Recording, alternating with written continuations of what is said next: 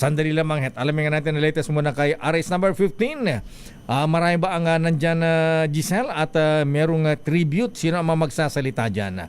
Giselle Ricafort, please come in. Giselle.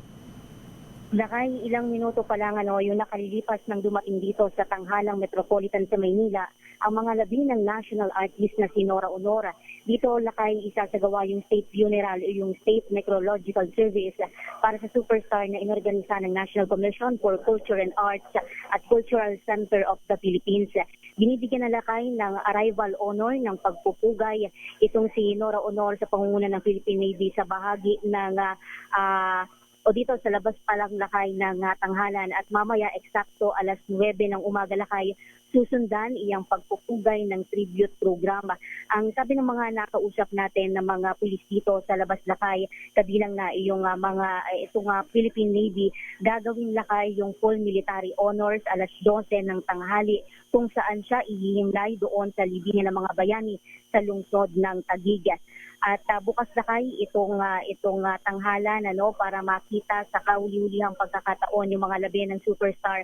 Bukas ito sa publiko, itong necrological service, pero limitado lang yung mga upuan at kailangan ng registration na nagsimula kahapon bago dito papasukin. Sa labas nitong Metropolitan Theater Lakay, mahaba yung pila ng mga taga-suporta ni Nora Honor na nagmula pa sa iba't ibang bahagi ng Pilipinas. Meron na nagmula pa sa San Jose del Monte, Bulacan at sinadya lamang na makita sa huling pagkakataon nga yung mga labi ni Nora Honor. Nandito Lakay present si Manila Mayor Hani Lacuna at si Tourism Secretary Prasco.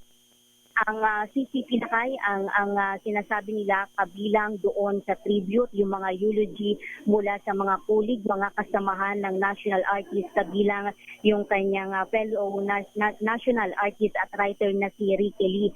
Yung magkakaroon din daw Lakay dito ng audio-visual presentation bilang pagpupugay nga sa naging buhay at legasiya at mga naging role na ginampanan ni Nora Honor. Nandito rin Lakay at magtatanghal din yung Symphony Orchestra, Philippine Philharmonic Orchestra Lakay para magbigay pugay sa superstar.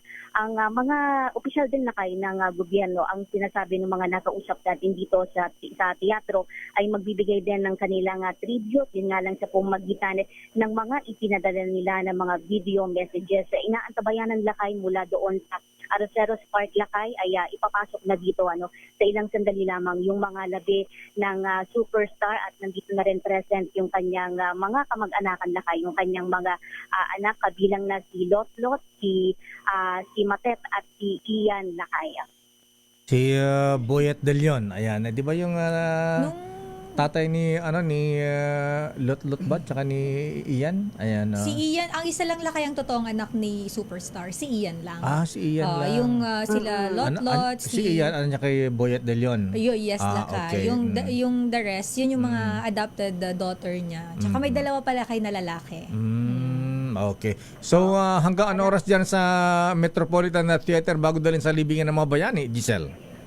Lakay, alas 12 kasi ihihimlay sa libingan ng mga bayani doon sa Taguig City kung saan magkakaroon pala kayo ng pagpapatuloy ng seremonya yung full military honors na ibibigay sa superstar Lakay. So before 12 Lakay ay ibabiyahin na ito, aalis na siya dito sa Metropolitan Theater at dadalhin na, babaybayin na yung patungo sa libingan ng mga bayani Lakay. Susundan natin siya Lakay doon mamaya para magbigay din tayo ng mga pinakahuling kaganapan. Sa labas nito Lakay ng tanghalan, kanina habang ibinababa at binibigyan ng pagpupugay yung mga labi ni Nora Honor, nag-iiyakan Lakay yung kanyang mga taga-suporta, lalo na yung mga senior citizen Lakay na dekada-dekada na pala nila na iniidolo, sinusundan si Nora Honor. Sinisigaw sila kanina na I love you Nora Honor, habang yung iba napapahagulgol pa Lakay at nag-iiyakan.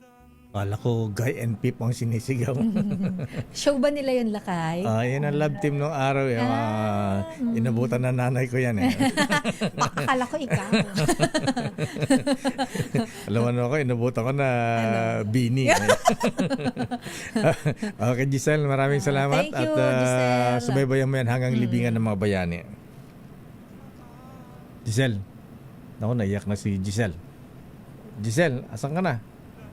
Naputol na yan.